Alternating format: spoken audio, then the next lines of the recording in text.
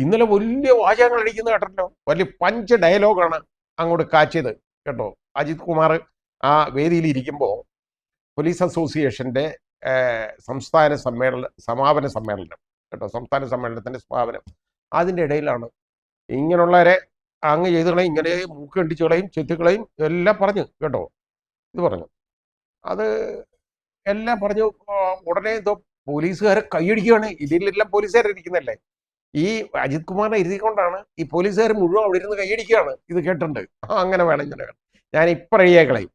അത് ആ ഉയർന്ന ഉദ്യോഗസ്ഥന്റെ മുകളിൽ പിന്നെ DGP റാങ്കിലുള്ള ഒരാളെ കൊണ്ട് വേണം അന്വേഷണം. അതപ്പോൾ ആരെയാന്ന് പേരെടുത്ത് പറഞ്ഞില്ല എന്നുള്ളത് മാത്രമേ ഉള്ളൂ, ചൂണ്ടിക്കാണിച്ചു, അത്രേ ഉള്ളൂ. അപ്പൊ അങ്ങനെ നടന്നിട്ട് അത്രയും പഞ്ച് ഡയലോഗൊക്കെ കീച്ചെന്ന് കേട്ടു. അപ്പൊ ഞാൻ എല്ലാവരും നോക്കിയിരിക്കുകയാണ് ഇപ്പൊ തന്നെ. പക്ഷേ എനിക്കറിയാം ഇതൊന്നും നടക്കാൻ പോകുന്നില്ലെന്ന്. കാരണം അജിത് കുമാർ അല്ല ഇതിന്റെ പുറകിലുള്ള ഇതിന്റെ കാരണം. ഇതിന്റെ കാരണം എന്ന് പറയുന്നത് യഥാർത്ഥത്തിൽ ഈ വിരളി കൊണ്ടുവന്ന് മുഖ്യമന്ത്രിക്കെതിരെയാണ്. അത് തന്നെയാണ്. ഇത് ശ്രീ അൻവർ തന്നെ ചെയ്യുന്ന കാര്യമൊന്നുമല്ല. ഇപ്പൊ ശ്രീ അൻവർ ഇപ്പൊ അജിത് കുമാറിനെതിരെ വേറൊരു ആരോപണം പറഞ്ഞേക്കുന്നതെന്ന് പറഞ്ഞു കഴിഞ്ഞാൽ അദ്ദേഹം ഒരു 10 സെന്റ് വസ്തു വാങ്ങിച്ചെന്നും അയാൾക്ക് 10 സെന്റ് വസ്തു വാങ്ങിച്ചൂടെ? അയാൾക്ക് അതിനുള്ള വരുമാന മാർഗം ഉണ്ടെങ്കിൽ 10 സെന്റ് വസ്തു വാങ്ങിക്കാം. പിന്നെ അത് ഈ വീട് കൊട്ടാരം പോലുള്ള വീട് വെക്കുന്നത്, അയാൾ വീട് വെക്കുന്നെങ്കിൽ അയാളെ വീട് വെക്കുന്നതിന് അയാളെ എന്താ പറയാൻ പറ്റും? അയാളുടെ സ്വന്തം പണം ഉപയോഗിച്ചാണെങ്കിൽ അയാൾക്ക് വീട് വെക്കാം. അയാൾ സർക്കാർ ഉദ്യോഗസ്ഥനായി പോയതുകൊണ്ട് അയാൾക്ക് വീട് വെക്കാൻ പാടില്ലെന്ന് എവിടെ പറഞ്ഞിട്ടുണ്ടോ? ഒന്നുമില്ല. പിന്നെ അതിനകത്ത് ആകെയുള്ള കാര്യം നോൺ സോഴ്സസ് ഓഫ് ഇൻകം, അതിൻ്റെ ഡിസ്പ്രൊപ്പോർഷനേറ്റ് ആയിട്ടുള്ള അസറ്റ് അയാൾക്കുണ്ടെങ്കിൽ അതിന് നടപടി എടുക്കാം PC ആക്ട് അനുസരിച്ച്. അത് ചെയ്യാം.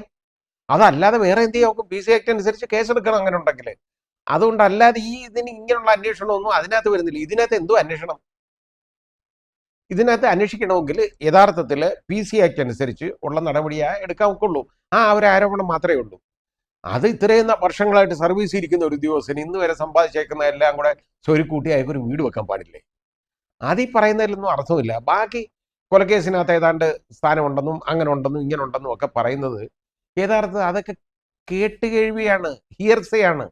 അതിനൊന്നും എവിഡൻഷറി വാല്യുള്ള കാര്യമല്ല. യഥാർത്ഥത്തിൽ അജിത് കുമാറിലേക്ക് ചൂണ്ടാനുള്ള ഒന്നും ഒരു എവിഡൻസും ഇല്ല, ഒരു തെളിവുമില്ല. ചുമ്മാ ഒരാളെ ക്രൂശിക്കാൻ പറ്റുമോ? അപ്പോൾ ഇന്നലെ ഈ പഞ്ച് ഡയലോഗൊക്കെ അടിച്ചു കഴിഞ്ഞപ്പോൾ എനിക്കറിയാം ഇതൊന്നും നടക്കാൻ പോകുന്നില്ലെന്ന് കേട്ടോ.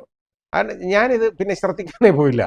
രാത്രി ഇവിടെ മാധ്യമങ്ങളിൽ ചർച്ച വന്നപ്പോഴാണ് മനസ്സിലാവുന്നത് ഇതുവരെ ഒന്നും ചെയ്തിട്ടില്ല, ഒന്നും ചെയ്യാൻ പോകത്തില്ല, ഒന്നും ചെയ്തിട്ടില്ലെന്നറിയാം. ഇന്ന് രാവിലെ എണ്ണിട്ട് നോക്കിയപ്പോൾ വാർത്തയൊക്കെ നോക്കി കഴിഞ്ഞപ്പോഴും ഒന്നും ചെയ്തിട്ടില്ല, ഒന്നുമില്ല. അന്വേഷിക്കാൻ കേട്ടോ, എന്തോ അന്വേഷിക്കാനാണെന്ന് എനിക്കറിയില്ല. ഇതിൽ അന്വേഷണം നടത്താൻ ഒരു കമ്മിറ്റിയെ, ആ കമ്മിറ്റി വെച്ചത് ശശിയാണ്. ഇതിലുള്ള ആളുകളെ തീരുമാനിച്ചേക്കുന്നത്. അപ്പൊ ഇത് നമ്മുടെ നാട് എങ്ങോട്ടാണ് പോകുന്നത്? ഇവർ എന്തൊക്കെയാണ് ചെയ്യുന്നത്? ഇതൊന്നും മനസ്സിലാക്കണ്ടേ? ഇത് ജനങ്ങൾ കണ്ടോണ്ടിരിക്കുകയെന്ന് ശ്രീ പിണറായി വിജയൻ തിരിച്ചറിയണം. നിങ്ങൾക്ക് ലോക്സഭാ ഇലക്ഷന് കിട്ടിയില്ലേ? ആ അടിയൊന്നുമല്ല ഇനി നിങ്ങൾക്ക് കിട്ടാൻ പോകുന്നത്. The higher you go the harder you fall എന്നുള്ളതൊന്ന് മനസ്സിലാക്കണം. എത്ര ഉയരത്തിലേക്ക് നിങ്ങൾ പോന്നോ അത്രയും പതനത്തിന് അത്രത്തോളം ആഘാതം കൂടും എന്നുള്ളതൊന്നും തിരിച്ചറിയണം. അങ്ങനെ വരും, ഇത് പ്രശ്നമാകും. ജനങ്ങൾ കണ്ടുകൊണ്ടിരിക്കുന്ന ഒരു കാര്യമാണ്. ഇത് ശശിയിലേക്ക് വിരൽ ചൂണ്ടുന്ന കാര്യം എന്ന് പറയുന്നത് നിങ്ങളെ ഉദ്ദേശിച്ചാണ് എന്ന് ശ്രീ പിണറായി വിജയൻ ബഹുമാനീയനായ മുഖ്യമന്ത്രി ഒന്ന് തിരിച്ചറിയണം. നിങ്ങളുടെ ഉദ്ദേശമാണ്. ഇതിനി ആ ഉദ്ദേശത്തിൻ്റെ പുറകിലുള്ള കാര്യമൊന്നും ഞാൻ പറയുന്നില്ല. കാരണം ഇന്നിപ്പോൾ അദ്ദേഹത്തിൻ്റെ മരുമകൻ മന്ത്രി ഇത് ഇരുന്നുകൊണ്ട് ഉപ്പ് തിന്നവൻ വെള്ളം കുടിക്കും എന്ന് പറഞ്ഞു. ഈ ഉപ്പ് തിന്നവർ വെള്ളം കുടിക്കണം. ഈ ചാക്ക് കണക്കിന് ഇത് നിൽക്കുന്നവന്മാർ എന്തോ ചെയ്യും? ഉപ്പ് ചാക്ക് കണക്കിനെ കഴിച്ചിട്ടിരിക്കുന്നവരാണ് ഈ പറയുന്ന വർത്തമാനം. ഇതൊക്കെ ഈ ആരെ കണ്ണി പൊടിയിടാനാണ്? എന്നിട്ട് എന്താ, ഉപ്പ് തിന്നവൻ വെള്ളം കുടിച്ചോ? ഇല്ലല്ലോ. ആരെയും പുറത്താക്കിയാലോ ഒന്നും സംഭവിച്ചില്ലല്ലോ. കാരണം അജിത് കുമാറിനെ പുറത്താക്കിയാൽ ശശി പുറത്താക്കിയേ പറ്റൂ. അതിന് മുഖ്യമന്ത്രി ഒരിക്കലും തയ്യാറാവത്തില്ല. കാരണം അദ്ദേഹം അറിഞ്ഞുകൊണ്ട് കൊണ്ടുവന്ന് പ്രതീക്ഷിച്ച ഒരാളാണ്. അദ്ദേഹത്തിൻ്റെ ആവശ്യപ്രകാരമുള്ള കാര്യങ്ങൾ നടത്തിയെടുക്കാൻ വേണ്ടി ചെയ്തേക്കാണ്. അപ്പോൾ അങ്ങനെയുള്ള ഒരാളെ പറഞ്ഞു വിടാൻ പറ്റത്തില്ല. അപ്പോൾ അജിത് കുമാറിന് ഒരാവശ്യമില്ലാതെ പറഞ്ഞു വിട്ട് കഴിഞ്ഞാൽ പ്രശ്നമാവും. ശശിയെ പറഞ്ഞു വിടാതിരിക്കാൻ പറ്റത്തില്ല, നിവൃത്തിയില്ല. കാരണം ശശിയാണല്ലോ ഇത് ചെയ്യിപ്പിച്ചേക്കുന്നതെന്നാണ് പറഞ്ഞേക്കുന്നത്. അതായത് ശശിയുടെ ആജ്ഞകളെല്ലാം അനുസരിക്കുകയാണ് അജിത് കുമാർ എന്നുള്ളതാണ് ആരോപണം. അപ്പം അജിത് കുമാറിനെ അങ്ങ് പറഞ്ഞു വിട്ട് കഴിഞ്ഞാൽ ഈ ആജ്ഞ കൊടുക്കുന്ന ആളിനെ വല്ല അവിടെ ഇരുത്താൻ പറ്റും. അങ്ങനെ ഒരു വലിയ പ്രശ്നമുണ്ട്. അതിന് മുഖ്യമന്ത്രി തയ്യാറാവത്തില്ല. കാരണം അദ്ദേഹത്തിന് ഇരിക്കുന്നത് വരെ ഇങ്ങനെയുള്ള ഒരാളിനെ തന്നെ റെഡിയാക്കി അവിടെ ഇരുത്തണം. എന്നാലേ കാര്യങ്ങൾ നടന്നു കിട്ടുള്ളൂ. ഇതാണ് കാര്യം. ഇത് എല്ലാവരും നമുക്കൊന്ന് തിരിച്ചറിയേണ്ട കാര്യമാണ്. ഇനി പുതിയതായിട്ട് എന്തെങ്കിലും വെളിപ്പെടുത്തലുകൾ ശ്രീ അൻവറിൻ്റെ ഭാഗത്തു നിന്ന് ഉണ്ടാവുമോ ഇല്ലയോ എന്ന് നമുക്ക് കാത്തിരിക്കാം. ഉണ്ടാവാൻ സാധ്യതയുണ്ട് ഇനിയും. കാരണം ഇത് നോക്കുന്നത് വേറെ കാര്യമൊന്നുമല്ല, മനസ്സിലായോ?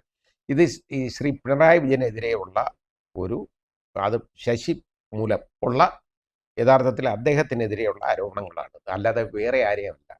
ഇതിനകത്ത് അജിത് കുമാർ ഒന്നും ചെയ്ത ഒന്നുമില്ല. അത് മനഃപൂർവ്വം പറഞ്ഞേക്കുന്നതാണ്. അങ്ങനെ പറഞ്ഞുകൊണ്ടേ ഇത് കൊണ്ടുവരാൻ പറ്റുള്ളൂ. അതുകൊണ്ടാണ് അത് ചെയ്തേക്കുന്നത്. അതോടൊപ്പം തന്നെ ഇന്നലെ അതിനകത്ത് ബാക്കി 2 പേര്, ശ്രീ KT ജലീൽ സ്വതന്ത്ര, യഥാർത്ഥത്തിൽ CPM സ്വതന്ത്രനാണ്. CPMൻ്റെ അദ്ദേഹം പാർട്ടി അംഗമൊന്നുമല്ല. അതേപോലെ തന്നെ കാരാട്ട് റസാഖ്, മുൻ MLA ആയിട്ടിരുന്ന കാരാട്ട് റസാഖും CPM അനുഭാവിയാണ്, പാർട്ടി അംഗമൊന്നുമല്ല. അവരുടെ കാരാട്ട് റസാഖിൻ്റെ പ്രസ്താവന കണ്ടു.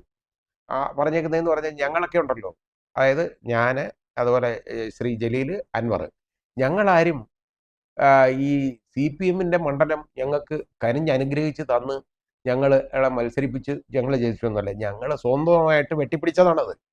UDFൻ്റെ മണ്ഡലം ഞങ്ങൾ വെട്ടിപ്പിടിച്ചിട്ട് ഞങ്ങൾ മാർക്സിസ്റ്റ് പാർട്ടിയോടൊപ്പം നിൽക്കുന്നവരാണ്.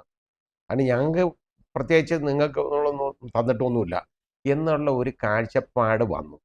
അതറിയണമെങ്കിൽ അത് ശ്രീ അൻവറിൻ്റെ അനുവാദത്തോടു കൂടിയും അദ്ദേഹത്തിൻ്റെ ആശീർവാദത്തോടു കൂടിയും അല്ലാതിരിക്കാൻ ഒരു മാർഗവും ഞാൻ കാണുന്നില്ല. എന്തോ അതിൽ കാര്യമുണ്ട്, പ്രശ്നമുണ്ട്.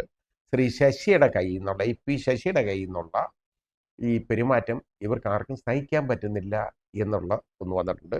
പാർട്ടി അണികളിൽ തന്നെ അതിൽ കടുത്ത ഭിന്നതയുള്ളതായിട്ട്, എതിർപ്പുള്ളതായിട്ടും അറിയുന്നു. രാഷ്ട്രീയം എനിക്ക് അറിഞ്ഞുകൂടാത്തതുകൊണ്ട് എനിക്ക് അതിനെക്കുറിച്ച് പറയാൻ അറിയില്ല.